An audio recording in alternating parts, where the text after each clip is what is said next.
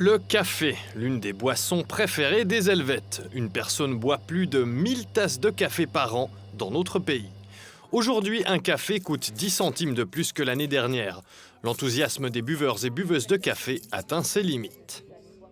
Dérangeant, je dirais. J'avais l'habitude de, par exemple, laisser pour 2 cafés à billet de 10. Et maintenant, quand ça dépasse les 10 francs, sans le pourboire, c'est déjà embêtant. Je ne vais certainement pas pousser des cris de joie.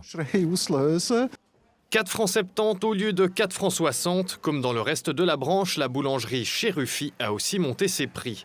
La raison, la hausse des coûts dans presque tous les domaines, explique le directeur Christophe Ruffenhardt. C'est un prix élevé, 4 francs 70 pour un café, mais c'est ça que nous devons demander. L'électricité a augmenté, tous les frais. Cette décision n'est pas appréciée, mais on est forcé si on veut assurer une continuité. Et c'est pour ça que nous avons dû adapter les prix. La hausse des salaires et des loyers, l'inflation, etc. Mais en fait, qui décide du prix d'un café ? Miguel Pereira, propriétaire de l'entreprise de torréfaction Café Faro, se préoccupe assez intensivement du cours des grains de café vert en bourse. On ne peut pas influencer le prix. Le prix est donné par la bourse. Donc il y a une spéculation qui est faite sur le café vert. Et les prix, ce n'est pas nous qui les faisons. On doit prendre le café au prix du marché. Le marché, il est très volatile, donc il monte ou il descend très vite. Et c'est à nous de décider, en tant que torréfacteur et de producteur, de décider, voilà, à ce moment-là, je vais acheter. Je vais acheter pour 2, 3, 4 mois, 6 mois, une année.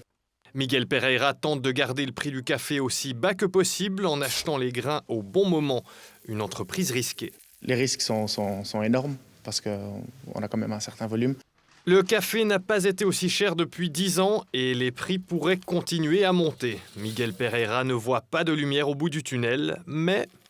On espère pour un futur assez proche que le coût de la matière première va descendre pour un petit peu contrebalancer les coûts d'énergie, etc.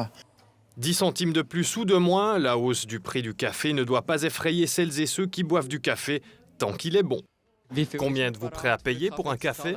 10 centimes, je trouve ça encore correct par rapport à si ça avait été une augmentation de 30 à 40%.